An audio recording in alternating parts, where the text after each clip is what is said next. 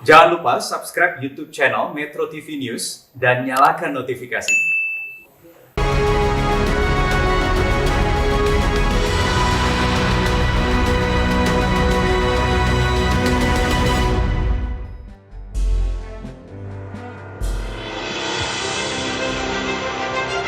Dari Ballroom Besunan Hotel Surakarta, inilah debat publik antar paslon pemilihan wali kota dan wakil wali kota Surakarta.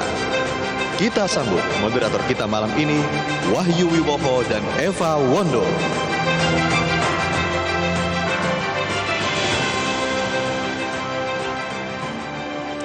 Baik, Assalamualaikum warahmatullahi wabarakatuh. Selamat malam, selamat datang di debat publik antar pasangan calon Wali Kota dan Wakil Wali Kota Surakarta 2020 yang pertama. Saya Wahyu Wiwoho bersama rekan saya Eva Wondo yang akan memandu jalannya debat pada malam hari ini. Dan acara debat ini terselenggara atas kerjasama KPU Kota Surakarta bersama Metro TV. Dan debat pertama, para pasangan calon akan memaparkan visi misi terkait tema mengembangkan Surakarta sebagai kota budaya dalam mendukung pembangunan berkelanjutan yang adil dan merata di era digital. Baik, Wahyu, hadirin dan juga pemirsa, selanjutnya kita persilahkan Ketua KPU Kota Surakarta, Nurul Sutarti, untuk memberikan sambutan.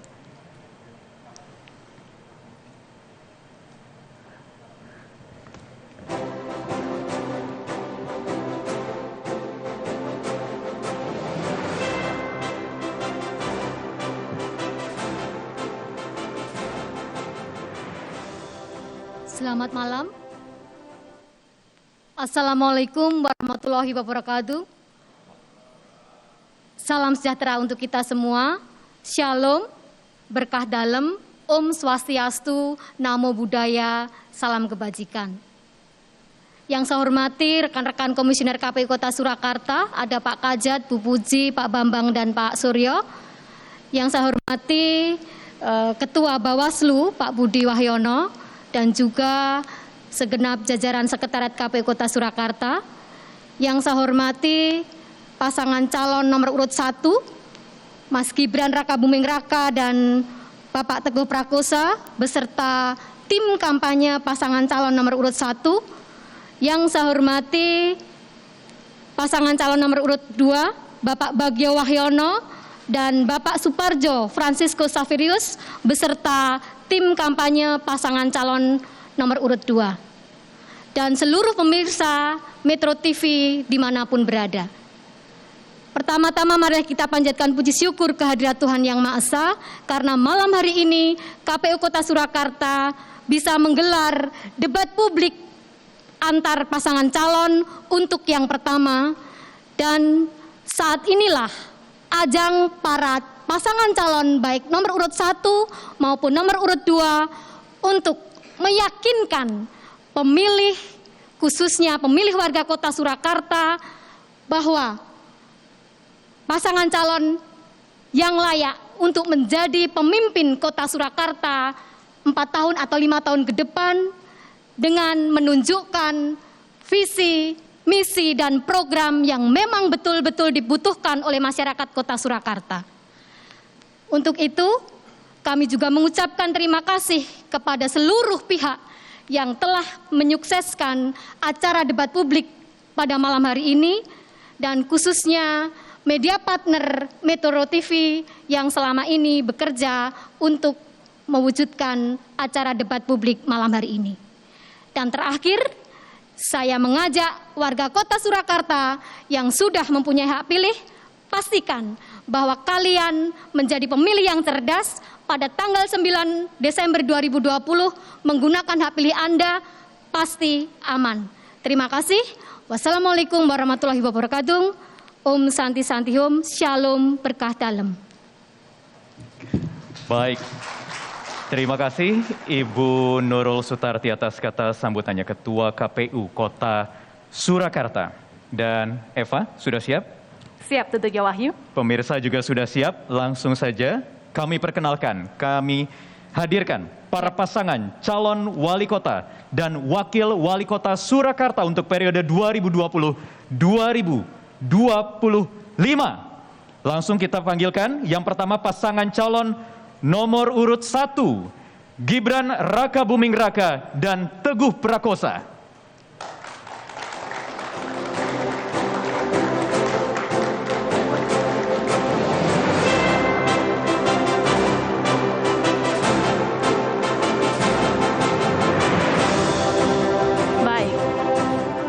Wahyu dan juga hadirin serta pemirsa, selanjutnya kita undang bersama pasangan calon nomor urut 2 Bagio Wahyono dan FX Suparjo.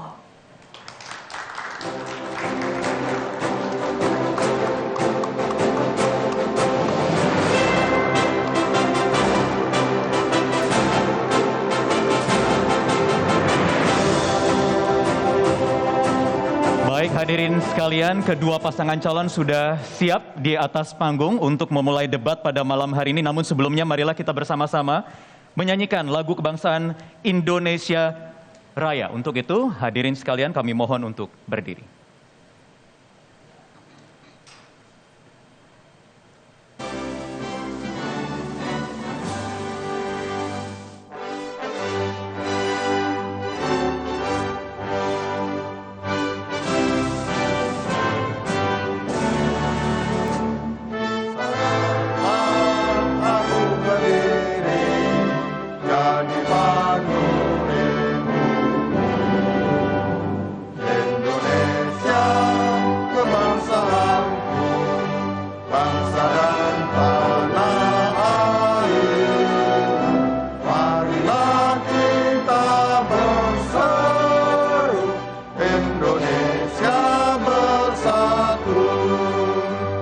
Hiduplah tanahku, hiduplah negeriku, bangsaku, rakyatku semuanya. Bangunlah jiwanya, bangunlah badannya untuk Indonesia Raya.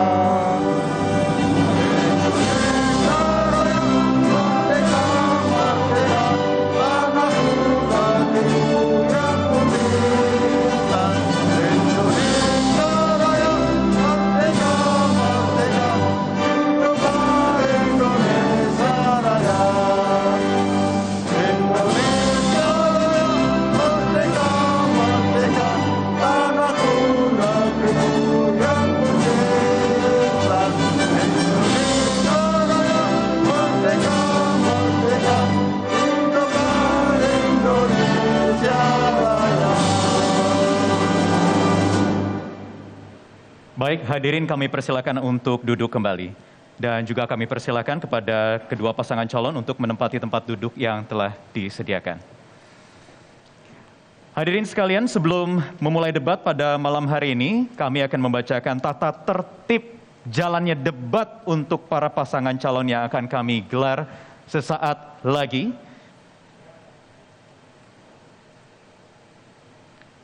Baik, kita bisa saksikan bersama-sama, nanti ada pointers-pointersnya. Oke. Baik, yang pertama, kegiatan debat terbuka ini merupakan salah satu upaya untuk memperkenalkan lebih mendalam terkait profil, visi, dan misi serta program kerja para pasangan calon wali kota dan wakil wali kota Surakarta sebagai referensi masyarakat luas dalam memilih. Baik, selanjutnya debat terbuka dilaksanakan secara adil dan berimbang. Dan kemudian masing-masing pasangan calon akan diberikan waktu dan kesempatan untuk menanggapi dan menjawab pertanyaan atau persoalan yang nanti akan diberikan. Maka tidak diperkenankan bagi pasangan calon untuk memotong jawaban pasangan calon lainnya saat menyampaikan jawaban atau pemaparannya. Iya, waktu menjawab akan dimulai setelah pasangan calon mulai berbicara. Dan yang terakhir, kandidat tidak diperkenankan untuk memberikan pertanyaan yang menyerang personal kandidat lain. Pertanyaan merupakan antar kandidat ini terkait program, visi, dan misi kandidat lainnya. Baik. Baik, pemirsa, kami juga akan memperkenalkan kepada Anda 5 orang dewan pakar yang telah merumuskan pertanyaan untuk debat publik pertama di Pilkada Surakarta pada malam hari ini. Yang pertama kami akan perkenalkan Profesor Dr. Ismi Dwi Astuti, Dekan FISIP Universitas Negeri Solo. Ya, kita perkenalkan yang kedua Sri Hascarjo, SOS, PhD, dosen komunikasi Universitas Negeri Solo. Dan berikutnya ada Ahmad Rifai, aktivis LSM. Selanjutnya, Pabi Katis, aktivis difabel, dan Gunawan Setiawan, pengusaha batik. Ya, dan baik, itulah kelima dewan pakar debat malam hari ini. Nanti akan kita segera mulai, Eva, tetapi setelah pesan-pesan berikut ini, debat publik pemilihan wali kota Surakarta akan kembali sesaat lagi.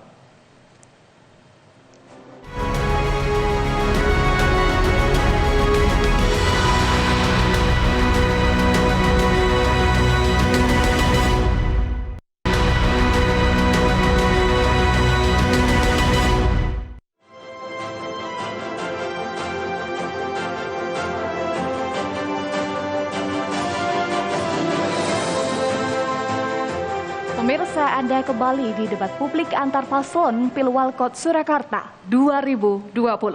Ya, sebelum kita memulai debat ini, ada baiknya kita mengenal lebih dekat siapa saja paslon untuk Pilkada Surakarta 2020. Ada 2 paslon. Kita akan melihat video berikut ini.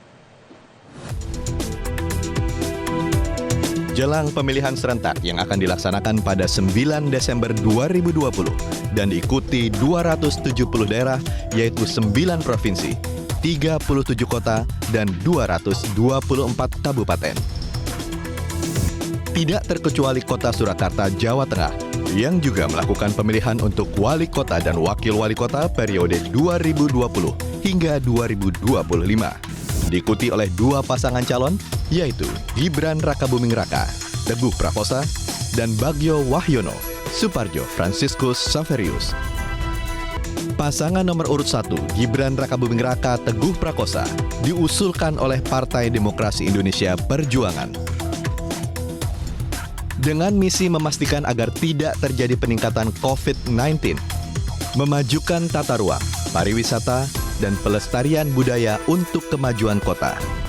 Mengembangkan semangat gotong royong dan kebinekaan, mewujudkan pola kerukunan antar umat beragama yang saling menghormati. Program unggulan pasangan Gibran Teguh antara lain optimisme dan gotong royong bangkit dari pandemi COVID-19. Bersama Gibran Rakabuming Raka Teguh Prakosa, mewujudkan Surakarta sebagai kota budaya yang modern, tangguh, gesit, kreatif, dan sejahtera dengan jargon pemilune slamet wargane isong liwet. Pasangan nomor urut 2, Bagio Wahyono Suparjo Franciscus Saverius, maju dalam pemilihan wali kota dan wakil wali kota Surakarta melalui jalur perseorangan. Pasangan dengan jargon Nguwongke Wong Solo memiliki 12 program kerja untuk membangun kota Surakarta, termasuk pemberdayaan masyarakat, penanganan COVID-19, dan tata kelola kota. Pasangan Bagio Suparjo memiliki misi yakni menjadikan kota Surakarta mempunyai harkat dan martabat sebagai kota budaya, kota santun, dan kota yang gemah ripah loh jinawi, toto titi tentrem kertora harjo. Bersama Bagio Suparjo, tercukupinya sandang, pangan, dan papan di kota Surakarta. Ya, Wahyu, hadirin dan juga pemirsa, itulah tadi profil singkat dari calon wali kota dan wakil wali kota Surakarta untuk periode 5 tahun datang yang akan dipilih 9 Desember 2020. Sudah kenal semua wajahnya, kalau begitu langsung saja kita mulai lagi. Lanjutkan lagi debat pertama antar paslon pada malam hari ini dengan pemaparan singkat. Ada visi, misi, dan juga tema. Ini terkait tema yang akan dibawakan pada malam hari ini, yakni mengembangkan Surakarta sebagai kota budaya dalam mendukung pembangunan berkelanjutan yang adil dan merata di era digital. Jadi ada mekanisme yang sebelumnya sudah kita lakukan secara off-air tadi sebelum kita mulai acara pada malam hari ini, dengan urutan menjawab para pasangan calon yang sudah dilakukan dengan pengambilan nomor undian yang juga sudah disetujui oleh kedua pasangan calon sebelum acara dimulai. Jadi kami persilakan yang pertama untuk calon nomor urut 1 untuk memaparkan program unggulan 5 tahun ke depan. Waktu Anda 3 menit dimulai ketika berbicara. Baik, terima kasih. Assalamualaikum warahmatullahi wabarakatuh. Hadirin yang saya hormati, sebelum saya ke inti materi, visi, misi, dan program, harus kita ketahui bahwa Solo saat ini memiliki dua tantangan besar yang harus kita hadapi. Tantangan pertama adalah masalah COVID. Masalah COVID ini dampaknya bukan hanya ke kesehatan, tapi juga ke ekonomi. Tantangan kedua yaitu adalah keberlangsungan kota Solo sebagai kota budaya yang modern. Seperti kota-kota lain, kota Solo ini juga menghadapi masalah kemacetan, kepadatan penduduk, dan masalah sampah. Dengan memahami konteks permasalahan tadi, saya dan Pak Teguh menawarkan visi mewujudkan kota Solo sebagai kota budaya yang modern, tangguh, gesit, kreatif, sejahtera. Visi ini adalah gerak bersama antara pemerintahan dan segenap warganya beralaskan semangat gotong royong sebagai modal sosial budaya. Kembali lagi ke masalah COVID. Solo dan Indonesia ini terdampak semua. Tatanan global juga terseret krisis. Oleh karena itu perlu percepatan pemulihan kesehatan dan percepatan pemulihan ekonomi. Untuk masalah kesehatan kita harus konsisten menerapkan 3M dan adaptasi kebiasaan baru. Lalu kita harus meningkatkan pelayanan dan kualitas puskesmas dan RSUD di kota Solo. Yang ketiga, kita harus tingkatkan semangat gotong royong dan solidaritas warga melalui program Joko Tonggo dan Kampung Siaga COVID. Untuk masalah ekonomi, saya dan Pak Teguh akan memfasilitasi restrukturisasi kredit untuk UMKM. Dan juga memperbanyak program padat karya terutama untuk yang terserang PHK. Yang ketiga, kita juga akan memberikan kelonggaran pembayaran pajak daerah dan juga retribusi untuk UMKM. Lalu untuk membuka peluang, saya juga akan membuka program Creative Hub. Ini nanti saya berharap anak muda di kota Solo memiliki daya saing dan UMKM di Solo bisa naik kelas melalui teknologi digital. Saya optimis Solo bisa bangkit dari COVID. Jika warganya sehat, ekonomi kuat, dan kita harus memperketat tempat-tempat kegiatan produktif seperti kantor dan pasar. Sekali lagi, saya dan Pak Teguh optimis Solo bisa bangkit dari COVID. Terima kasih. Baik, ditahan tepuk tangannya Bapak, Ibu sekalian hadirin. Itu tadi pemaparan dari pasangan calon nomor urut 1. Kita lanjut berikutnya untuk pasangan calon nomor urut 2. Waktunya 3 menit dimulai ketika Anda berbicara. Assalamualaikum warahmatullahi wabarakatuh. Visi dari Baju, yaitu untuk mewujudkan kota Solo yang satu, yaitu tentang papan sandang pangan. Artinya juga,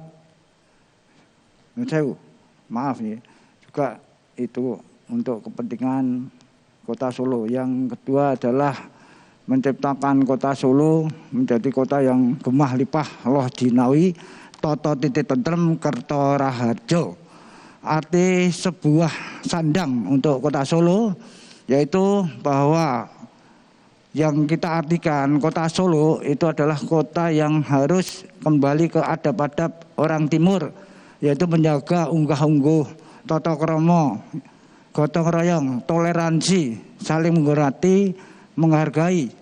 Itu salah satu dari sandang, dan artinya juga tentang sandang yang sebenarnya kita harus juga memulai tentang baju-baju adat-adat orang Solo. Itu harus mulai seperti penggunaan batik dan lurik, jemputan. Itu juga salah satu nanti menyangkut juga tentang aset-aset yang untuk kepentingan industri yang ada di kota Solo. Juga nanti saya harapkan untuk masalah penjenengan semua harus memulai menggunakan pakaian-pakaian adat-adat yang ada di kota Solo. Itu salah satunya tentang sandangan. Tentang pangan. itu pangan. Kita nanti akan menghidupkan semua, itu ekonomi kerakyatan, termasuk pasar-pasar tradisional, juga UKM, juga UMKM, dan semuanya itu akan kita betul-betul kita dorong, kita bantu. Juga kita sama juga, artinya kita akan juga memberikan bantuan-bantuan yang berupa yaitu pinjaman lunak. Salah satunya nanti juga kita akan meminta kepada semua pengusaha-pengusaha di Solo juga untuk saya jawil, artinya untuk bisa dia nanti membantu sebagai bapak asuh untuk orang kecil dan UKM dan UMKM. Itu adalah nanti saya akan merangkul semua untuk pengusaha-pengusaha yang ada di Solo, membantu bagaimana nanti sinergi dengan ekonomi-ekonomi kerakyatan. Juga nanti masalah COVID ini saya juga akan nyuwun sewu. Ini penting sekali karena bagaimana juga ini hanya ada yang di permukaan. Kalau yang di bawah seperti Waktu Anda habis, Pak. Baik, waktu Anda habis untuk pasangan calon nomor urut 2. Sebelum kita lanjut lagi, saya ingin koreksi sedikit. Tadi ada kesalahan menyebut Universitas Negeri 11 Maret, kami mohon maaf.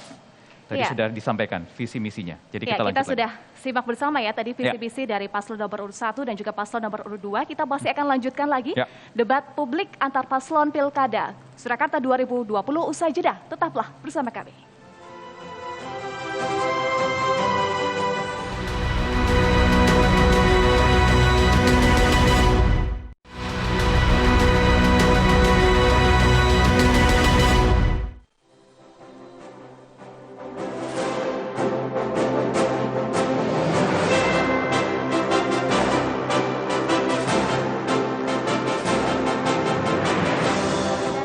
Di debat publik antar paslon Pilwalkot Surakarta 2020. Kita sudah masuk di segmen 3. Wahyu, ada apa di segmen 3? Ya, di segmen 3 ini kami akan membacakan ada pertanyaan yang sudah disediakan oleh tim penyusun atau tim penyusun materi dengan materi pertanyaan seputar persoalan daerah. Jadi di tangan saya ini sudah ada 2 amplop yang berisikan materi pertanyaan yang nanti akan ditujukan kepada para pasangan calon.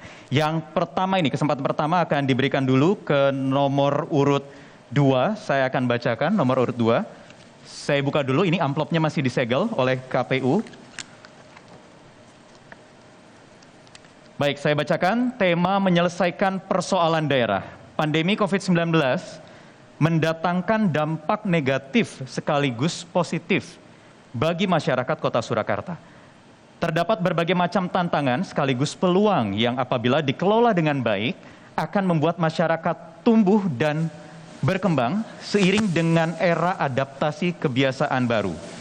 Pertanyaannya, bagaimana strategi pasangan calon menghadapi adaptasi kebiasaan baru agar hasil pembangunan bisa dirasakan secara merata dan berkelanjutan?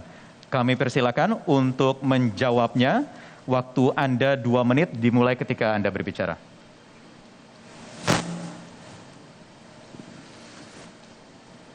Assalamualaikum warahmatullahi wabarakatuh. Yang pertama itu kita harus nyawiji dulu untuk membangun sebuah kota. Kita harus merukunkan dulu. Jadi baju itu adalah punya hal yang memang setiap bulannya nanti akan mengumpulkan semua elemen yang ada di Solo, termasuk tokoh-tokoh yang ada di Solo.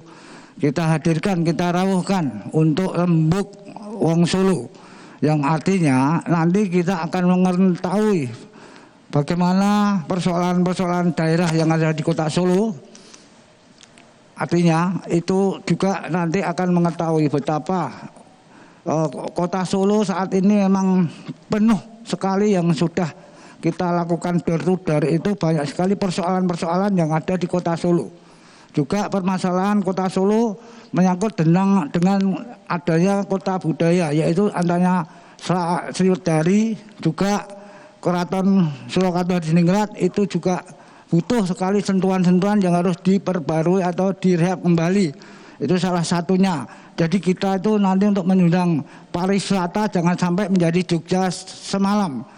ini terjadi di Kota Solo. Jadi kita harus mulai berbenah diri tentang Kota Solo, termasuk ketoprak wayang orang itu juga sampai saat ini entah kemana kita juga nggak tahu, termasuk keroncong. Dan juga saya harapkan untuk semuanya, saya minta untuk Kota Solo, warga Kota Solo untuk bisa bersatu, sinergi. Monggo kita bangun kota kita sendiri agar kita selalu menjaga untuk hal-hal yang sifatnya tentang budaya. Tentang hal itu juga saya harapkan warga Kota Solo mulai sekarang sadar dan kita semua akan betul-betul. Waktu Anda habis. Baik, terima kasih pasangan calon nomor urut 2. Berikutnya saya akan membacakan amplop berikutnya yang berisikan pertanyaan yang ini juga sudah dipilih sebelumnya, sebelum acara ini dimulai atau secara off air. Ini kali ini untuk pertanyaan kepada paslon nomor urut 1. Saya buka terlebih dahulu, kita simak bersama-sama. Dengan tema menyelesaikan persoalan daerah, menurut Badan Narkotika Nasional Provinsi Jawa Tengah, Kota Surakarta merupakan daerah dengan angka tertinggi dalam penyalahgunaan narkoba di Jawa Tengah. Hasil penelitian BNN menyebutkan angka tingkat penyalahgunaan narkoba di Jawa Tengah mencapai 1,66%.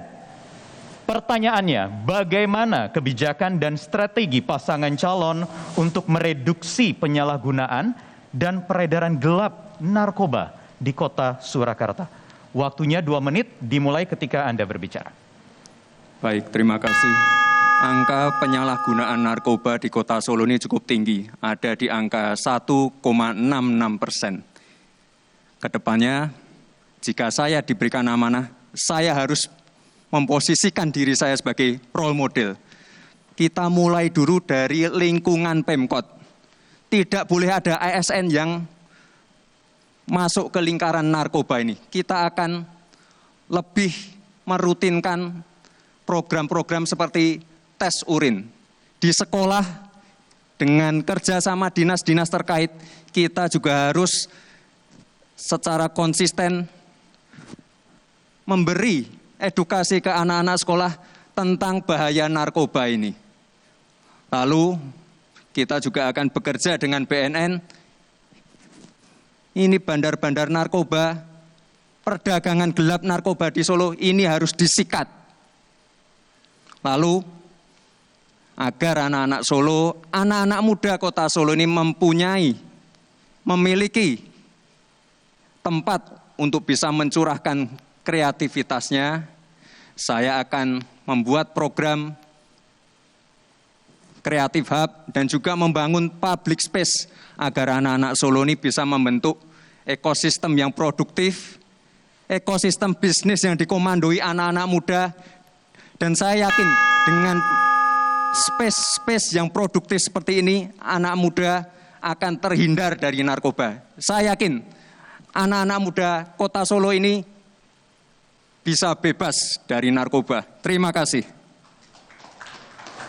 Baik, terima kasih pasangan calon nomor urut 1 tadi sudah menjawab pertanyaan yang sudah diberikan dari amplop yang tadi sudah diambil. Sekarang kami persilakan untuk selanjutnya Eva yang akan membacakan amplop berikutnya. Ya, Wahyu, masih ada 2 amplop untuk segmen ini. Ini ada pertanyaan dari tim penyusun materi yang sudah dipilih oleh 2 paslon. Kita lanjutkan, ini masih disegel ya Bapak-Bapak, kita buka dulu. Ini untuk paslon nomor 2, pertanyaannya adalah,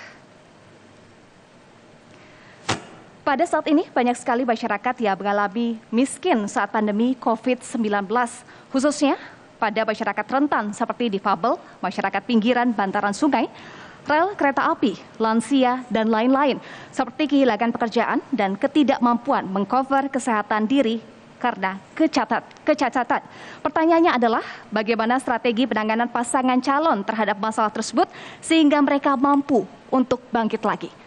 Waktunya kita mulai setelah Bapak berbicara. Ya, waktunya 2 menit dimulai ketika Anda mulai berbicara. Terima kasih. Ini memang betul-betul memang ini saya pribadi ya. Artinya saya wong cilik, saya mengalami hal-hal seperti itu dan saya sudah seperti hal yang biasa seperti itu. Saya juga ini sudah banyak sekali saya mohon kepada semua uluran tangan, tapi fakta yang terjadi memang kita sedikit agak kurang ya terakomodir dengan baik sehingga saya harus berjuang sendiri. Artinya saya beserta dengan tim saya Tikus PD Hanoto Baris bergerak, memang ini saya selalu istilahnya mengayomi mereka semua dengan kata-kata kita urunan. Jadi Tikus PD itu sampai bagaimana bisa untuk memberikan fasilitas kepada teman-teman itu yang sudah kita lakukan. Artinya selama ini dalam perjalanan kita ke Tikus PD ini betul-betul untuk salah satunya itu program sosial kita. Jadi banyak sekali kita mengadakan bakti sosial tentang pengobatan gratis. Di antara itu juga memberikan salah satu uluran-uluran tentang bantuan-bantuan kepada masyarakat. Ya kita kelola dengan masyarakat kita sendiri, Tikus PD Hanoto Baris. Memang tugas kita di dalam ini adalah tentang sosial. Itu sudah kita lakukan selama 6 tahun yang lalu sampai sekarang. Itu selalu mengadakan hal yang seperti itu. Dari itu juga salah satu hal sensus kita untuk mengetahui seberapa ada yang memang itu yatim piatu, jompo dan anak-anak terlantar. Salah satunya itu adalah ranah dari saya untuk selalu mengemban dawuh tugas dari Tikus PD Hanoto Baris, dari pimpinan saya yang selalu itu sudah menjadi darah daging saya karena rakyat adalah saya adalah rakyat. Maka baju adalah kepentingan dari waktu rakyat. Anda habis, Pak. Baik, terima kasih. Selanjutnya saya akan bacakan pertanyaan untuk paslon nomor urut 1. Saya adalah Smart City yang berkelanjutan mensyaratkan adanya big data sebagai komponen penting dalam tata kelola pemerintahan. Big data tersebut perlu didukung data yang valid dan mutakhir yang mengintegrasikan seluruh aspek pembangunan serta berorientasi pada pelayanan publik. Pertanyaannya, bagaimana strategi pasangan calon untuk mengelola big data menuju smart city yang berkelanjutan? Waktu Anda dimulai ketika Anda berbicara, selama 2 menit dimulai ketika Anda mulai berbicara. Baik, terima kasih. Big data ini adalah otaknya smart city. Jadi diharapkan dengan adanya big data ini keputusan, pengambilan keputusan, perencanaan, pembangunan, langkah-langkah kebijakan bisa diambil secara akurat dan terstruktur. Kita beri contoh saja ketika masa pandemi seperti ini, banyak digulirkan bansos-bansos. Ini gunanya big data. Dengan big data, kita bisa tahu warga mana saja yang terdampak. Dengan big data, kita bisa tahu warga mana saja yang terkena PHK. Jadi, kita tidak boleh lagi menggunakan cara-cara tradisional. Misalnya, Pak RT, Pak RW ketika ada bansos, muter ke rumah warga satu persatu. Itu tidak boleh lagi. Kita harus menggunakan big data agar pengambilan keputusan lebih efisien dan kalau ada bansos dipastikan 100% tepat sasaran. Kita kasih contoh satu lagi misalnya di puskesmas. Di puskesmas setiap hari ada pasien. Ini kita bisa mengkolek data dari kedatangan pasien juga. Misalnya pasien datang ke puskesmas, penyakitnya apa? Setiap kelurahan, setiap kecamatan, ada berapa pasien yang punya penyakit yang sama? Nah ini kedepannya kita bisa merencanakan, oh puskesmas, RSUD ini nanti akan kita tambahi fasilitas ini. Misalnya kalau saya belusukan itu banyak sekali ibu-ibu, warga-warga itu yang mengalami sakit pengapuran. Nah ini kedepannya harus kita cross-check dengan big data. Apakah perlu kita menambahkan fasilitas agar warga Solo ini terhindar dari penyakit pengapuran? Terima kasih.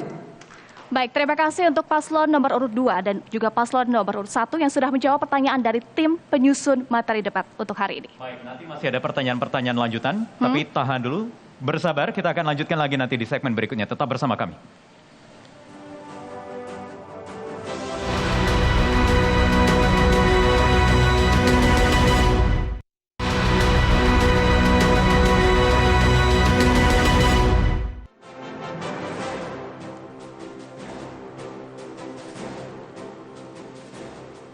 Pemirsa, terima kasih Anda masih bersama kami di debat publik antar paslon Pilwalkot Surakarta 2020.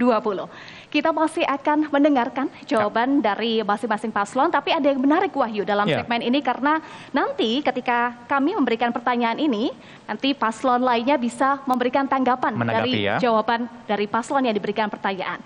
Baik, kita langsung mulai untuk segmen ini. Pertanyaannya kami tunjukkan untuk paslon nomor urut 1. Saya buka dulu, ini masih disegel pertanyaannya.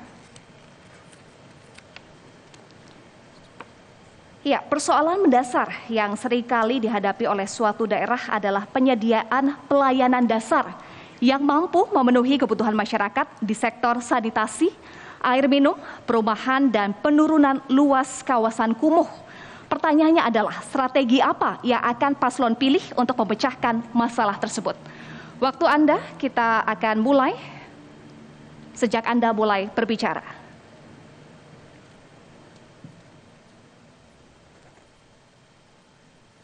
Baik, terima kasih. Untuk masalah sanitasi, kami akan mendorong warga, terutama warga yang ada di lingkungan-lingkungan padat penduduk, akan kami dorong untuk beralih dari septic tank on-site ke IPAL komunal. Kenapa? Karena saya ketika belusukan itu saya menemukan beberapa kasus septic tank warga yang on-site itu kebanyakan ada pencemaran ke air tanah. Jadi ini akan mencemari kualitas air di kampung itu. Jadi kedepannya kita akan mendorong warga untuk bisa menggunakan IPAL komunal. Lalu untuk masalah air, ini sering saya temui ketika belusukan di Solo Utara. Jadi di sana air PDAM-nya keruh, kadang-kadang tidak lancar. Hari ke depan ini saya harap program Bosusokas ini yang kita mengambil sumber mata air dari Wonogiri, dari Waduk Gajah Mungkur, yang nanti disambungkan ke Plesungan, nanti saya harap ini akan bisa menyelesaikan masalah air bersih di Kota Solo. Nanti PR-nya tinggal kita melakukan peremajaan pipa-pipa di pipa-pipa yang menyambung ke rumah-rumah warga. Lalu untuk kawasan kumuh, sekarang ini kan Pemkot Solo sudah sangat intens sekali melakukan program RTLH. Dan saya lihat kawasan kumuh di Kota Solo ini dari tahun ke tahun semakin menurun. Tahun 2019 kalau tidak salah kawasan kumuh di Kota Solo ini tinggal 2,82%. Insya Allah nanti ke depan bisa lebih baik lagi. Terima kasih. Baik, waktu 2 menit habis. Selanjutnya kami persilakan untuk paslon nomor urut 2 menanggapi jawaban dari paslon nomor urut 1. Waktu Anda 1 menit 30 detik. Dimulai sejak Anda mulai berbicara. Terima kasih. Tadi saya sudah mendengarkan jawaban dari pasangan nomor urut 1, yaitu tentang sanitasi. Nah, yang ingin saya tanyakan, tadi disampaikan bahwa akan memberikan kesadaran atau penyadaran kepada warga. Yang ingin saya tanyakan, bagaimana kalau warga itu istilahnya ngeyel. Nah, di samping itu juga ketika membangun IPAL komunal, itu tempatnya tidak ada. Kita tahu bahwa Kota Solo ini boleh kata sangat padat. Maka saya ingin tanggapan dari pasangan nomor urut 1 bagaimana untuk menyelesaikan itu. Terima kasih. Baik, masih ada 47 detik. Ada yang tambahkan? Cukup? Cukup. Baik, silahkan untuk paslon nomor urut 1 menanggapi tanggapan dari paslon nomor urut 2. Ya, saya kira program sanitasi komunal ini sudah di tahun 2010. Ya, sudah ada semuanya dan itu ada di Mojo. Jadi hilirnya ada di sana. Jadi di rumah-rumah sudah ada semuanya. Jadi harapannya ke depan masyarakat Surakarta, khususnya yang wilayah-wilayah kumuh yang masih menggunakan sanitasi umum, masih menggunakan pribadi sanitasinya, maka diharapkan untuk menjaga lingkungan dan tidak mencemari air di lingkungannya, maka akan kita berikan masukan kepada sanitasi komunal. Saya kira itu, terima kasih. Baik. Waktu Anda 1 menit. Ya, sudah habis. Selanjutnya masih ada pertanyaan untuk paslon nomor urut 2. Kita akan buka terlebih dahulu, Bapak-Bapak. Ya, salah satu area perubahan dalam reformasi birokrasi adalah pemerintahan yang adaptif dalam mengeksekusi kebijakan, serta menyediakan pelayanan publik yang responsif terhadap kebutuhan dan harapan masyarakat. Pertanyaannya, upaya apa yang akan paslon lakukan untuk mewujudkan pelayanan publik yang mengakomodir kebutuhan dan harapan kelompok-kelompok rentan, seperti perempuan, anak, difabel, lansia, dan kaum marginal lainnya? Waktu Anda 2 menit, Pak, dimulai ketika Anda mulai berbicara. Terima kasih.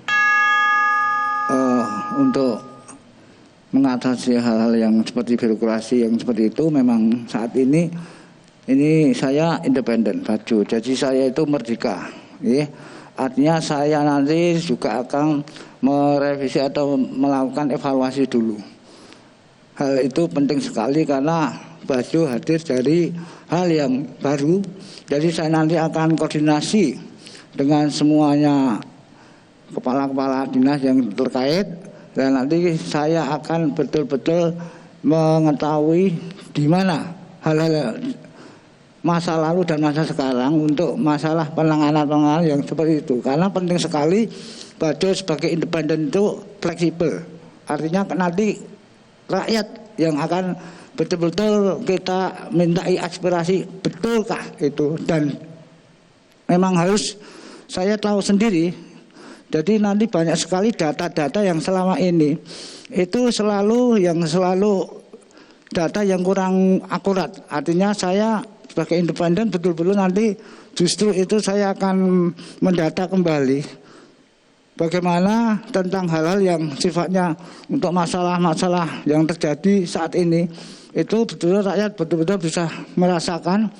Dan juga menurut saya itu kurang pas kalau nanti andai kata masyarakat salah satunya itu kita akan revisi ulang.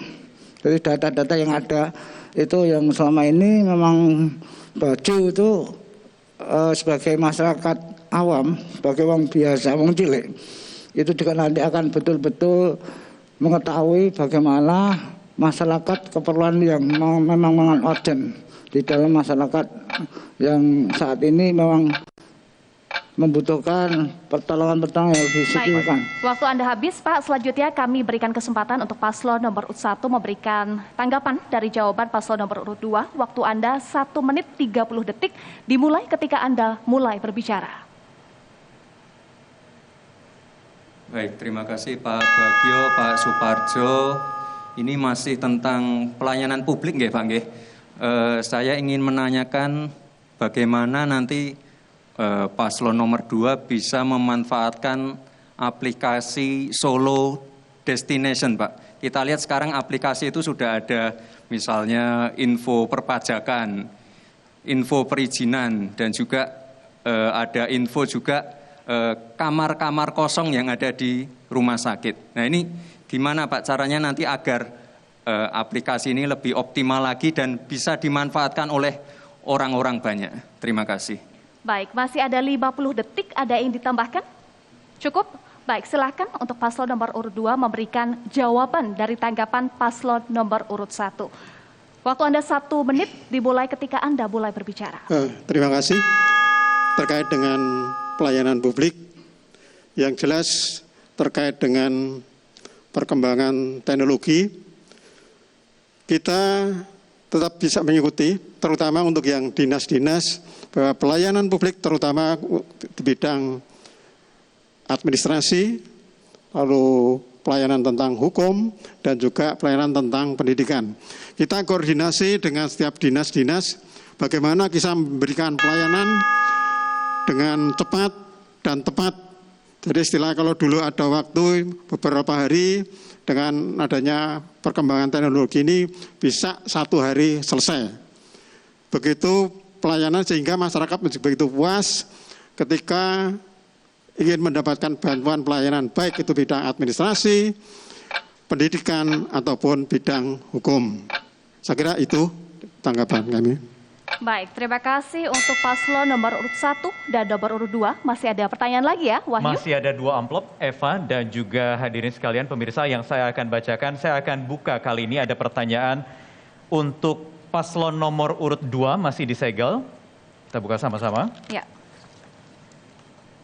Tema meningkatkan pelayanan kepada masyarakat, salah satu indikator dari target pembangunan berkelanjutan adalah pendidikan berkualitas, di mana pemerintah harus menjamin kualitas pendidikan yang inklusif dan merata, serta meningkatkan kesempatan belajar sepanjang hayat untuk semua. Pertanyaannya, apa strategi pasangan calon untuk mewujudkan pendidikan yang berkualitas? Waktunya 2 menit, dimulai ketika Anda berbicara. Paslon nomor urut 2. Terima kasih. Terkait dengan pendidikan, yang jelas kita tahu bahwa pandemi ini akan selesai kapan, kita juga belum tahu.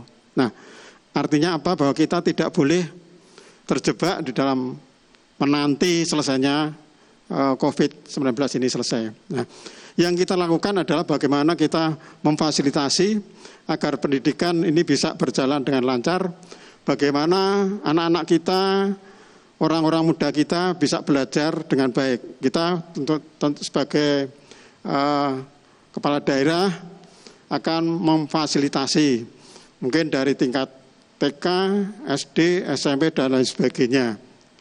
Lalu juga bagaimana kita menyediakan alat-alat komunikasi, misalkan untuk pembelajaran di rumah. Bagaimana kita juga mengkondisikan, memotivasi kepada orang tua bagaimana dengan bisa membantu pembelajaran di rumah. Bagaimana kita menerapkan protokol kesehatan ketika kita atau anak-anak kita melakukan pembelajaran. Bagaimana kita bisa berkoordinasi dengan sekolah dan juga keluarga ketika ada pembelajaran yang kita lakukan secara mungkin live streaming ataupun Zoom atau melalui daring dan lain sebagainya. Jadi walaupun dalam keadaan COVID, pembelajaran atau pendidikan tetap berjalan dengan baik tanpa mengurangi mutu yang akan dihasilkan. Saya kira itu jawaban dari kami dan kami kembalikan. Oke, masih ada waktu 14 detik. Ada tambahan lagi atau sudah atau cukup? Cukup. Cukup. Baik, kami persilakan pasangan calon 1 untuk menanggapi. Waktunya 1 menit 30 detik dimulai ketika Anda berbicara. Terima kasih Pak Bajo, bahwa di Kota Surakarta ini masih ada kesenjangan pendidikan. Ada beberapa sekolah yang fasilitasnya belum merata. Yang kedua, dengan adanya zonasi, ini juga menjadi problem tersendiri. Maka apa strategi Pak Bajo untuk mengatasi itu? Terima kasih. Waktunya masih ada 57 detik. Cukup? Cukup paslon 1? Cukup. Oke, kami persilakan untuk menanggapi kembali paslon 2, waktunya 1 menit. Dimulai ketika Anda berbicara. Terima kasih. Strategi yang akan kita lakukan yang pertama adalah kita mengetahui dulu kemampuan daripada keluarga untuk terkait dengan pendidikan ini. Karena kita tahu bahwa kemampuan dari masyarakat, dari orang ke orang adalah berlainan. Sehingga ketika melaksanakan pendidikan pun mempunyai kemampuan yang berbeda-beda, sehingga ketika kita mau melakukan langkah, kita juga harus istilahnya mengetahui dulu kelas-kelasnya. Mungkin dari orang yang golongan ekonomi lemah, ekonomi menengah, mungkin yang cukup, sehingga kita bisa menentukan langkah yang harus kita ambil. Dari yang pertama kita ambil langkah-langkah dulu. Itu. Baik, Terima kasih, waktunya habis. Paslon nomor urut 2. Tadi sudah ada pertanyaan untuk paslon nomor urut 2. Masih ada 1 amplop lagi yang akan kita buka, Eva, dan juga pemirsa sekalian masih disegel. Saya akan buka. Tema meningkatkan pelayanan kepada masyarakat. Sasaran ke-6 RPJPD Kota Surakarta 2005-2025 adalah terwujudnya lingkungan hidup perkotaan yang sehat, tangguh dan berbudaya yang dikelola secara cerdas, terintegrasi dan berkelanjutan. Namun persoalan lingkungan hidup seperti pencemaran tanah, air, udara, dan peningkatan volume sampah ini masih terjadi. Pertanyaannya adalah bagaimana strategi pasangan calon nomor urut 1 untuk mewujudkan kota yang terbebas dari masalah lingkungan hidup tersebut. Waktunya 2 menit, dimulai ketika Anda berbicara.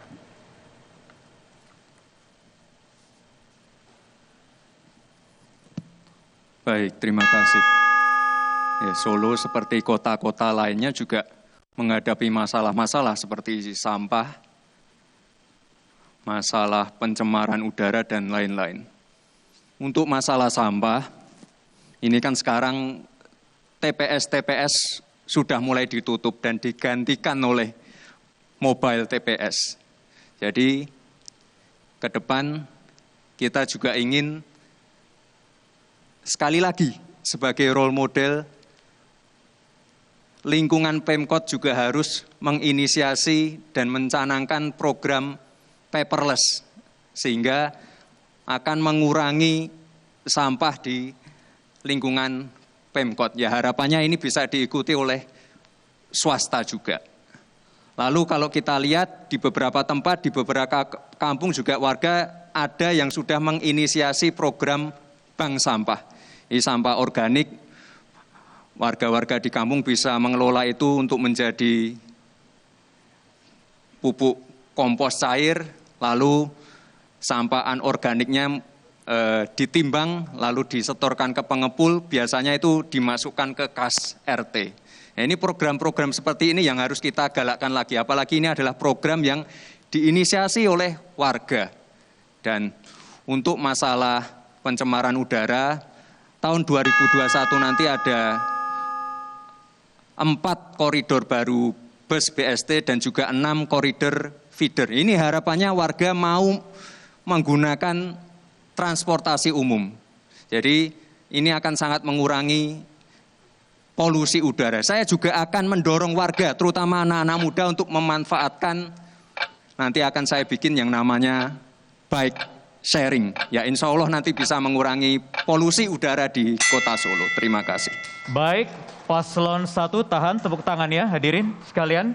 Saya akan beri kesempatan untuk paslon 2 memberikan tanggapan. Waktunya 1 menit 30 detik dimulai ketika Anda berbicara.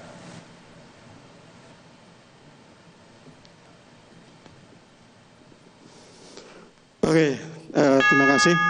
Ini terkait dengan sampah. Sebenarnya ini kan permasalahan kita bersama.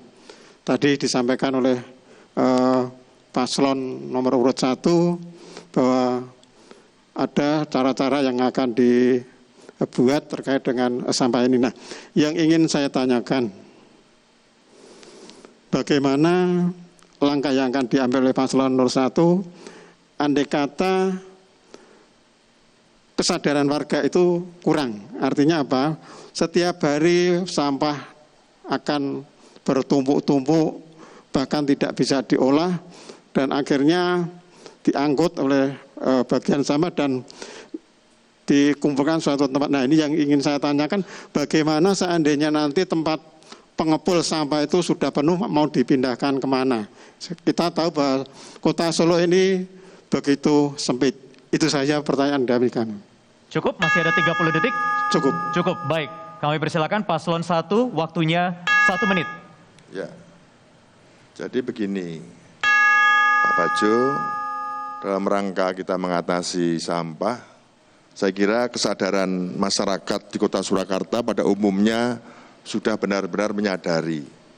Dan itu dengan tindakan-tindakan bahwa dengan adanya perubahan besar yang tadinya ada di tiap-tiap kelurahan ada TPS, sekarang tinggal TPS mobile, dan kesejahteraannya para sopir dan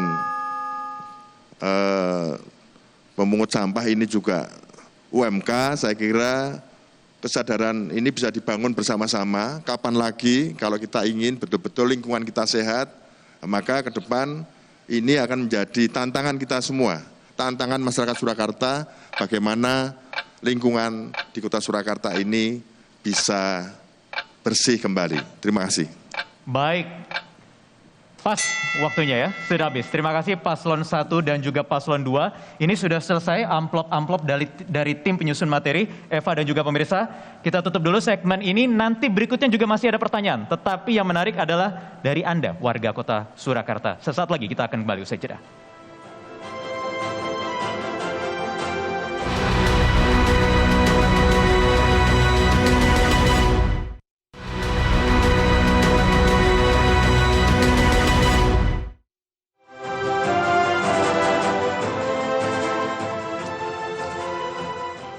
Anda masih bersama kami di debat publik antar paslon Pilwalkot Surakarta 2020. Ada yang menarik dalam segmen ini karena nanti paslon akan menjawab pertanyaan dari masyarakat Surakarta yang akan menggunakan hak pilihnya pada 9 Desember 2020. Kita akan simak bersama apa pertanyaan dari masyarakat Surakarta berikut ini.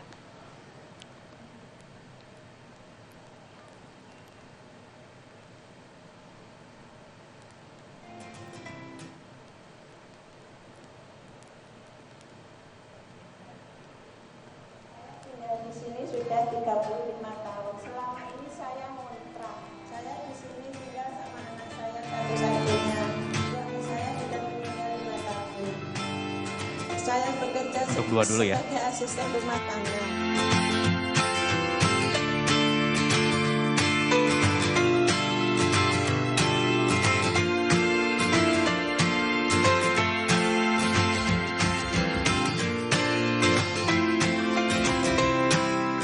Sejak lahir saya tidak punya rumah sendiri, saya ngontrak. Saya ingin punya rumah sendiri yang layak dan harganya yang murah. Bagaimana caranya mimpi saya bisa terwujud?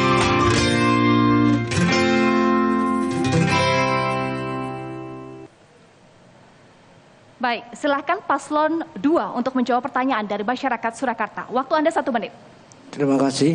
Ini salah satu memang yang pernah saya datangi juga, di antaranya adalah itu orang-orang yang salah satu orang jumbo, anak telantar, itu memang nanti akan mendapatkan fasilitas perumahan ya. Dan nanti kita akan membuat perumahan di bantaran Sungai Bengawan Solo, juga sungai-sungai yang saat ini masih tempatnya masih bisa dipakai untuk perumahan. Ya ini ibu-ibu yang seperti ini itu memang sangat menjadi perhatian dari Bajo, khususnya untuk masyarakat kecil, masyarakat wong cilik. Ini salah satu memang saya sebagaimana nanti jadi wali kota, tidak ada lagi hal yang seperti ini akan terjadi. Jadi memang hadirnya Bajo untuk wong cilik. Makanya Bajo sekali lagi keprihatinan di dalam hati Bajo. Bajo hanya punya hati, jadi tidak punya kepintaran, tidak punya bondo dunyo, tapi hanya punya hati. Maka inilah salah satu gambaran-gambaran yang nanti sentuhan-sentuhan kita sebagai Bajo hanya bisa menguli. Silakan paslon 1 untuk menanggapi jawaban dari paslon nomor urut 2. Ya, terima kasih. Jadi solusinya adalah karena Solo ini tanahnya hanya 44 km persegi, daerahnya kecil. Jadi kalau kita ingin membangun rumah datar, ini jelas tidak mungkin. Salah satunya adalah rumah susun, rusunawa. Ini kami janjikan pada Ibu yang tadi belum mempunyai rumah tinggal, ya nanti akan kami berikan rumah susun. Ada 5-6 itu yang ada di Kota Surakarta, dan ada beberapa yang masih kosong. Dan ke depan, ya, kalau bila mana nanti kita terpilih, maka kita akan membangun lagi di wilayah Mojosongo. Terima kasih. Baik, silahkan ditanggapi paslon 2 untuk tanggapan dari paslon 1. Silahkan Pak, waktu Anda 1 menit ketika mulai berbicara. Ya, terima kasih. Tadi sudah ditanggapi oleh paslon nomor 1. Yang jelas memang seperti itu, bahwa selain rumah rusun, kita tahu bahwa di Solo ini hanya 44 km persegi, sehingga andai kata dibangun rumah rusun pun nanti akan terlalu tinggi. Nah, sehingga nanti bisa ditambahkan sungai di bantaran sungai. Jadi nanti sungai akan kita beri talut dan lain sebagainya, sehingga bisa di pinggiran bisa kita buatkan rumah di bantaran sungai. Itu kan nanti juga bisa memberikan ruang bagi keluarga-keluarga yang belum mempunyai tempat tinggal yang layak. Itu. Baik, terima kasih paslon 2 dan juga paslon 1. Masih ada lagi ya pertanyaan? Oke, tadi baru 1 video. Ada 1 video lagi, kita simak bersama-sama. Ada pertanyaan dari warga.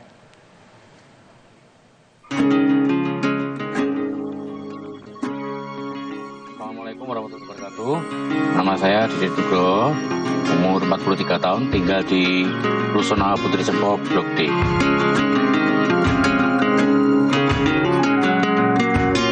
Kegiatan saya sehari atau profesi saya bekerja di bidang seni dan di bidang pijat atau massase.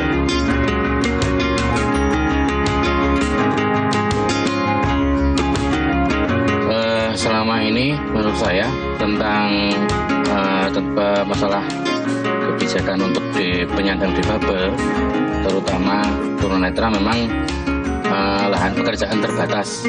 Jadi memang agak ada keterbatasan. Jadi yang memang kami inginkan adanya keterbukaan antara kami dengan penyandang disabilitas dengan dari pihak umum. Dan kemudian yang menjadi pertanyaan kami, apa yang Anda lakukan atau kebijakan apa yang akan Anda tempuh untuk kesejahteraan khususnya difabel dari A dan khususnya untuk masyarakat umum yang istilahnya kondisinya kurang mampu. Terima kasih. Baik, itu pertanyaannya untuk paslon 1. Silakan dijawab, waktunya 1 menit.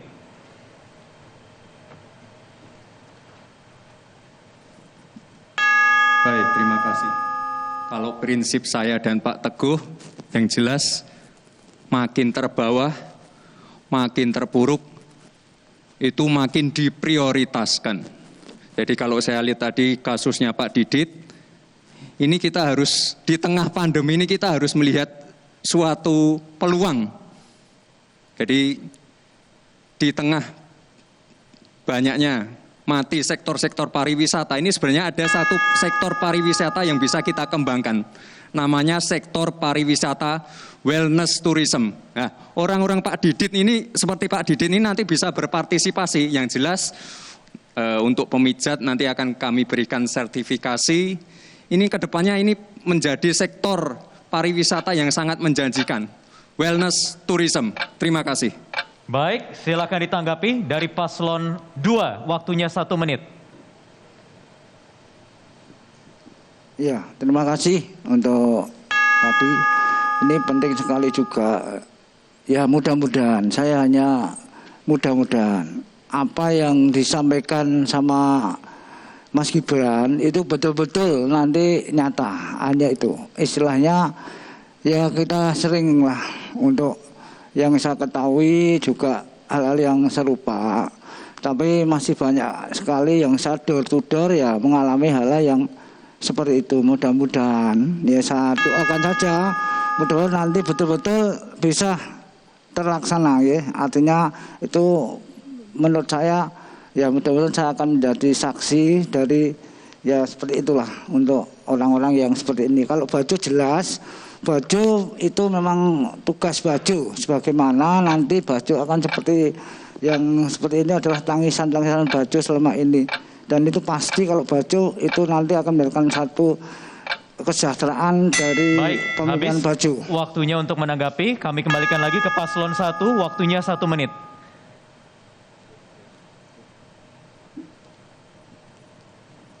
Baik, terima kasih.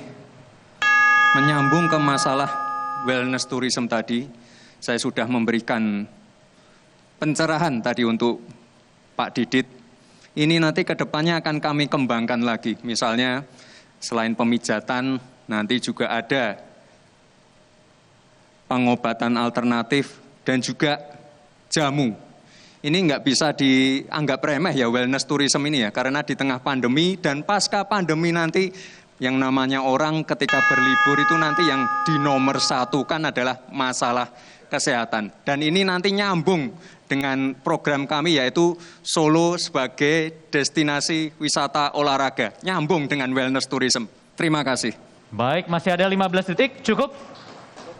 Baik. Oke. Baik, kita sudah simak bersama tadi jawaban dari masing-masing paslon. Dari pertanyaan ya, masyarakat Surakarta yang akan menggunakan hak pilihnya 9 Desember 2020 atau kurang lebih 1 bulan lagi, Wahyu. Dan sesaat lagi ada yang menarik, Wahyu dan juga pemirsa, nanti paslon ini masing-masing akan saling tanya dan saling jawab. Sesaat lagi, tetaplah bersama kami.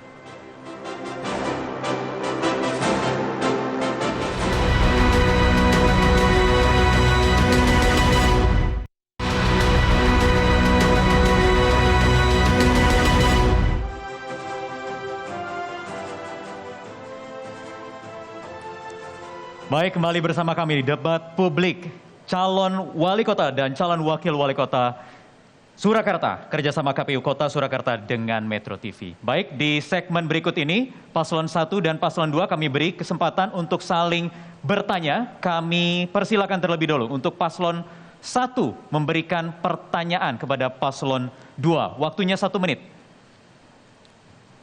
Terima kasih Pak Bajo. Tadi di depan menyampaikan bahwa akan membangun rumah-rumah di bantaran sungai. Sementara ini mulai dari kepemimpinan Pak Jokowi Rudi sampai Pak Rudi Purnomo, ini bantaran sungai sudah dibersihkan semuanya, kemudian ada rumah susun, ada rumah deret. Nah, ini mestinya itu tanah ilegal. Nah, maka strategi apa? Kenapa Pak Bajo membangun rumah di bantaran sungai? Terima kasih. Baik, silakan dijawab paslon 2. Ya, waktunya kita mulai dari sekarang 1 menit. Terima kasih. Itu kan kita punya rembuk bareng ya. Artinya kan kita itu yang sasaran utama adalah bantaran sungai. Kan saya sudah survei ke daerah Semanggi, itu masih banyak luas sekali tanahnya. Nah di situ nanti kita akan rembuk bareng dengan para warga Solo yang khususnya juga itu adalah rujukan dari warga kota Kampung Semanggi yang artinya ini tanah yang seluas ini bisa didirikan. Nah, Bajo sudah sedikitnya itu sudah datang ke sana, itu memang layak ya. Dan itu akan diberikan rumah susun, tapi itu nanti juga kita akan tahu dari istilahnya para tokoh-tokoh yang ada di kota Solo, di mana tempat-tempat yang sekiranya ada hal-hal yang bisa dimanfaatkan untuk sebagai rumah susun ya. Jadi kita nanti juga akan survei, karena saat ini memang kita butuh hal yang sifatnya data-data dari... Baik, habis waktunya paslon 2. Oke, kami kembalikan lagi ke paslon 1 untuk kembali menanggapi. Waktunya 1 menit. Baik Pak Bagio, kembali ke masalah rumah yang akan didirikan di bantaran sungai Pak.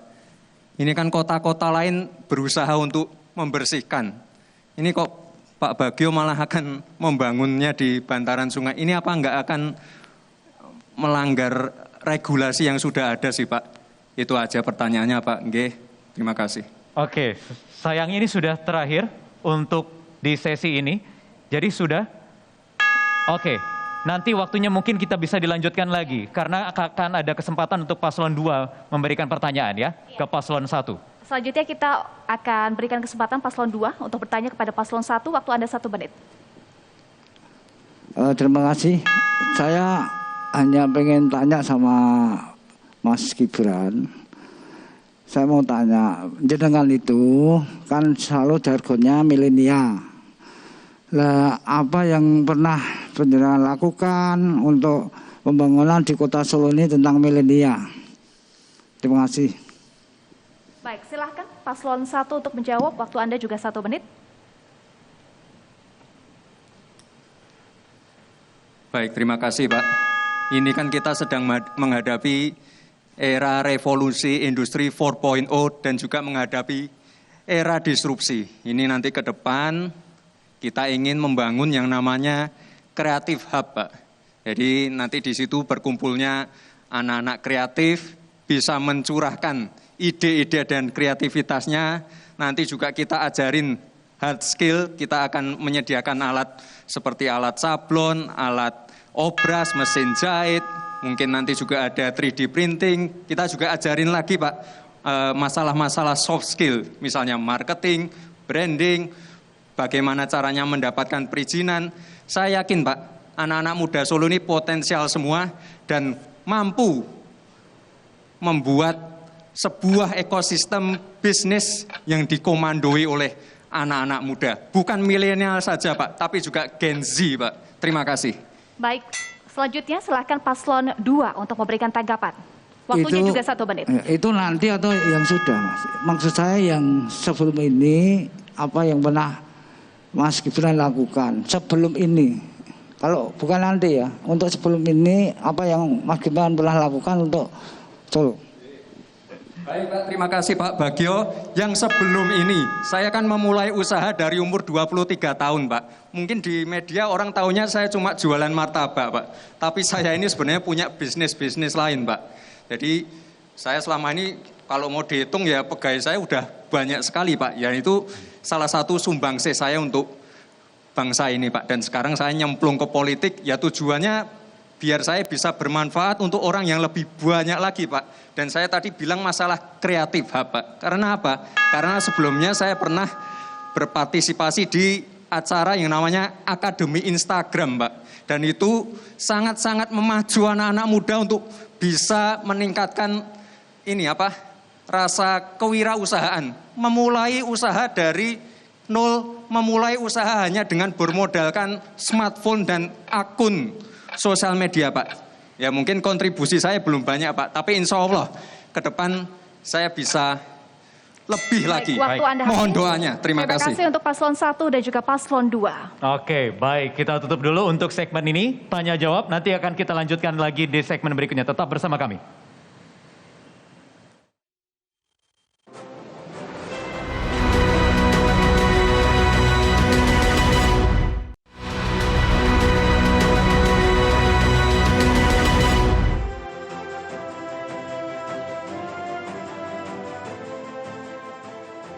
Baik, kembali di debat publik Pilkada Surakarta. Kita kembali lagi ke segmen masih yang sama dengan segmen sebelumnya, yaitu tanya jawab. Seru sekali tadi, kita akan lanjutkan lagi. Kali ini saya akan beri kesempatan kepada paslon 2 untuk memberikan pertanyaannya kepada paslon 1. Waktunya 1 menit. Dimulai ketika Anda berbicara, paslon 2. Ya, Paslon 2 silahkan. silakan bertanya ke paslon 1. 1 menit waktunya. Oke, terima kasih. Pertanyaan untuk paslon 01 masih sekitar milenial. Nah, kita tahu bahwa masyarakat Solo itu tidak hanya kaum milenial, tapi sudah dewasa dan orang tua juga luar biasa banyaknya. Yang ingin saya tanyakan kepada paslon 01, sebenarnya yang bagaimana yang disebut dengan kaum milenial? Milenial itu apa? Itu saja pertanyaan. Oke, cukup. Masih ada waktu 30 detik. Cukup. Paslon 1 silakan kesempatan menjawab 1 menit. Ya, terima kasih. Jadi kaum milenial ini kan antara usia 16 sampai 27 tahun. Jadi kalau anak-anak ini lulus SMA, SMK, atau bahkan dalam rangka selesai kuliah ini harus diberi skill, diberi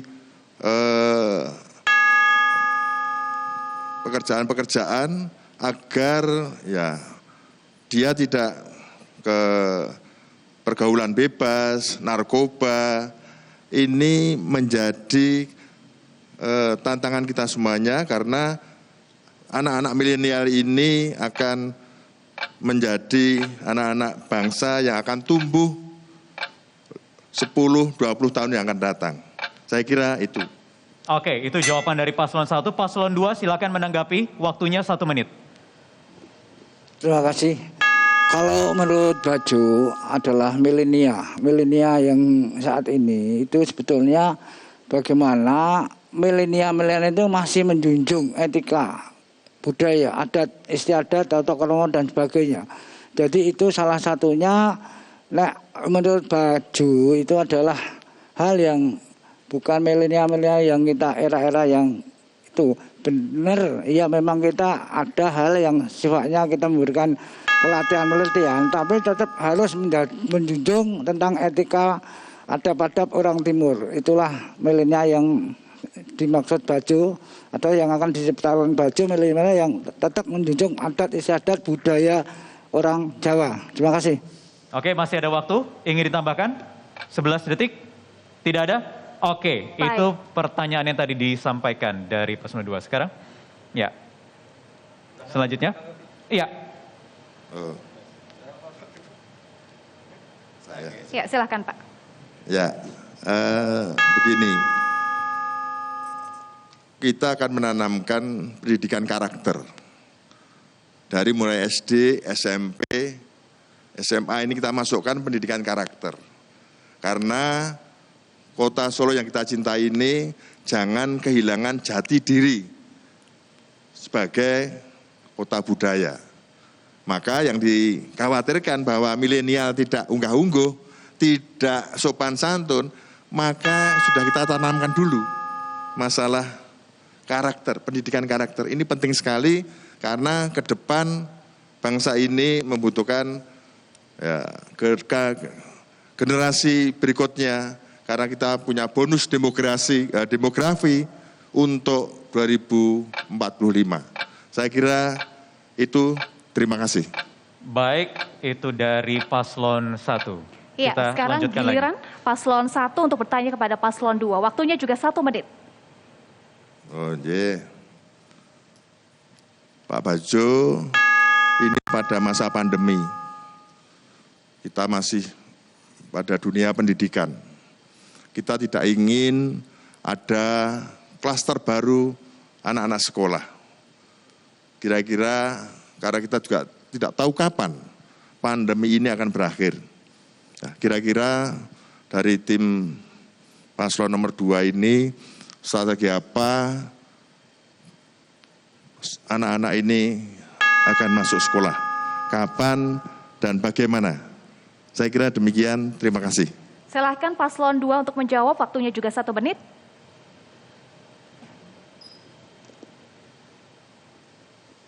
Oke, terima kasih. Untuk pendidikan di masa pandemi, yang jelas bahwa pendidikan ini harus tetap berjalan. Entah bagaimana caranya, yang penting adalah pendidikan ini berjalan. Yang perlu kita tekankan adalah bahwa penerapan protokol kesehatan itu harus selalu kita kemukakan, kita motivasi baik kepada orang tua maupun anak-anak yang sekolah. Demikian juga kepada sekolah yang sebagai penyelenggara pendidikan. Protokol dan protokol kesehatan yang selalu kita utamakan. Yang terpenting lagi adalah bahwa pendidikan pembelajaran harus tetap dijalankan. Baik, 1 menit yang sama untuk memberikan tanggapan, silahkan paslon nomor urut 1. Tanggapan atau pertanyaan? Tanggapan. Tanggapan dari jawaban paslon nomor 2. Ya, Jadi kita tidak boleh abai dengan ya harus masuk sekolah ini harus kita siapkan semua infrastrukturnya. Artinya apa? Infrastruktur kesehatan untuk menuju sekolah persiapan masuk. Nah, kalau ini tidak dipersiapkan, kita diberi anggaran untuk infrastruktur persiapan anak-anak masuk, maka mesti akan timbul klaster baru di anak-anak sekolah. Ini yang tidak kita harapkan. Saya kira ini penting karena anak-anak muda ini, anak-anak sekolah ini menjadi harapan kita semuanya. Maka dari itu mestinya infrastruktur kesehatan, ada hand sanitizer, kemudian penyemprotan, kemudian disiapkan termograf. Ini butuh biaya, maka dari itu yang akan kita siapkan. Saya kira demikian. Baik, waktunya habis, silahkan paslon 2 untuk menjawab.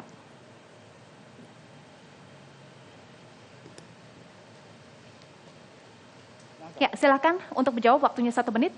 Iya, terima kasih. Memang baju itu sudah, hal seperti itu memang sudah dipikirkan. Artinya apa? Jadi tentang pendidikan untuk anak-anak sekolah, ya, itu nomor 1.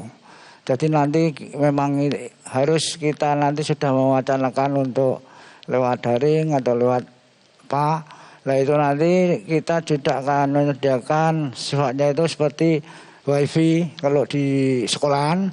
Kalau di rumah ya kita suplai, kita kasih tentang istilahnya itu untuk paket pulsanya. Ya kalau di sekolah nanti kalau seperti kita betul-betul nanti akan memikirkan bagaimana sambil menunggu sampai kapan ini corona. Ini penting sekali karena memang sebetulnya kalau kita sedikit agak untuk memperketat ya di sekolah pun sebetulnya asal jaga jarak dan sebagainya. Baik, waktunya pasti habis. bisa. Terima kasih paslon 2 dan paslon 1 yang sudah saling tanya dan saling jawab. Iya, kita tahan sebentar, kita masih ada 1 segmen terakhir lagi, tetap bersama kami di Metro TV.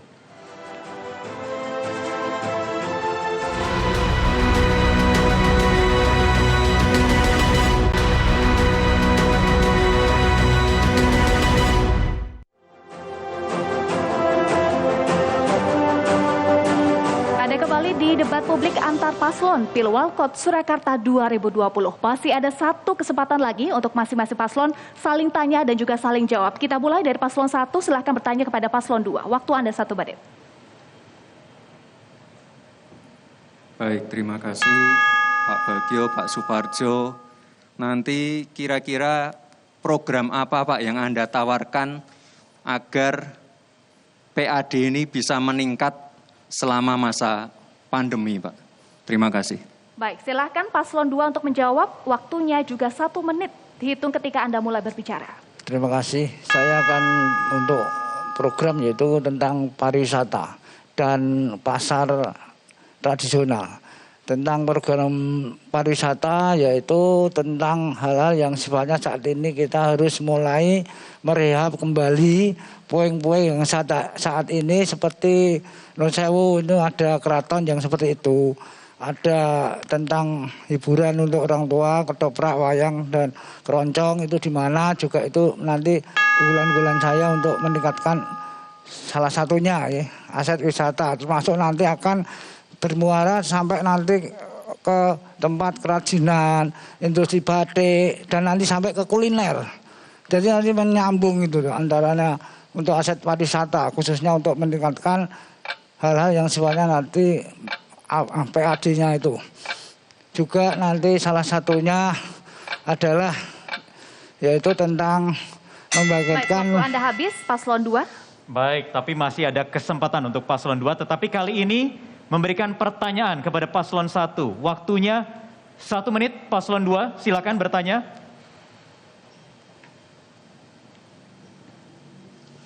Terima kasih untuk paslon 01, Mas Gibran, Mas Teguh. Kita tahu bahwa Solo ini ketika hujan, banjir, lalu macet setiap hari, juga tentang tata kelola kota. Nah, yang ingin saya tanyakan, bagaimana paslon 1 program apa yang akan nanti dibuat, khususnya untuk macet, banjir dan tata kelola kota. Itu.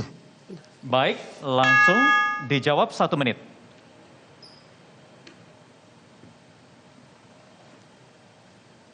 Ya. Baik, terima kasih Pak Suparjo. Untuk masalah kemacetan, kita lihat dulu Pak, di mana titik kemacetan dan titik kepadatan lalu lintasnya Pak. Kalau saya lihat, sekarang yang paling padat itu adalah di Kota Barat. Tapi saya yakin nanti ketika flyover Purwosari sudah dibuka, itu nanti akan kemacetan di Kota Barat akan terurai sendiri Pak. Lalu PR-nya nanti tinggal satu Pak, yaitu di Njoglo. Karena di situ ada rel kereta dan ada juga jalan provinsi. Nah nanti akan kami kaji lagi Pak. Solusinya mungkin bisa elevasi rel atau flyover Pak. Oke, doakan saja semoga Njoglo ini bisa lancar dan tidak macet lagi Pak. Terima kasih. Ada waktu 15 detik, cukup? Cukup, baik itu dia tadi sesi tanya jawab untuk debat perdana. Karena ini masih perdana. Iya betul Wahyu, dan di sesi terakhir ini Wahyu dan juga pemirsa ada closing statement atau kalimat penutup dari masing-masing paslon untuk meyakinkan publik Surakarta yang akan menggunakan hak pilihnya 9 Desember 2020. Kami persilahkan kepada paslon nomor urut 2 terlebih dahulu untuk menyampaikan closing statement atau kalimat penutup. Silakan. Terima kasih. Baju adalah orang kecil yang ini berjuang untuk rakyat. Salah satunya adalah Baju ini bukan siapa-siapa. Baju ini bukan orang pinter. Baju ini tidak punya dana tapi punya saudara banyak. Artinya Baju ini saat ini mohon untuk semua yang ada di Kota Solo khususnya, Baju hanya punya hati, tidak punya kepinteran, tidak punya dana, tapi punya saudara yang mendukung Baju. Perjuangan Baju itu adalah gotong royong, semua tikus piti sehingga Baju bisa duduk di sini. Tapi percayalah, Baju adalah salah satunya pengejauhan masyarakat kecil. Jadi monggo kita mulai perubahan baru, era baru dengan tatanan yang betul-betul nguwongke wong Solo. Itu saja, terima kasih. Baik, masih ada 30 detik, ada yang ingin ditambahkan? Ya. Baik, cukup ya. Silakan untuk paslon 1 untuk menyampaikan closing statement atau kalimat penutup. Terima kasih. Assalamualaikum warahmatullahi wabarakatuh. Jika Tuhan nanti mengizinkan dan rakyat Kota Surakarta memberi amanah, maka visi, misi, dan program akan segera kami implementasikan. Tapi kami tidak bisa bergerak sendiri, kita tidak bisa dengan satu pemerintahan, kita butuh stakeholder, bahu-membahu bagaimana menangani COVID-19 ini segera selesai dan bergotong royong untuk membangun Kota Solo yang berbudaya, maju, tangguh, gesit, dan kreatif menuju sejahtera. Baik, untuk mewujudkan itu, kami mengajak Bapak, Ibu, saudara-saudari, pemuda-pemudi, seluruh warga Solo yang sudah mempunyai hak pilih. Ayo datang ke TPS 9 Desember, pilih pasangan nomor 1, Gibran Teguh. Saya yakin, saya dan Pak Teguh yakin, Solo ini bisa bangkit dari COVID.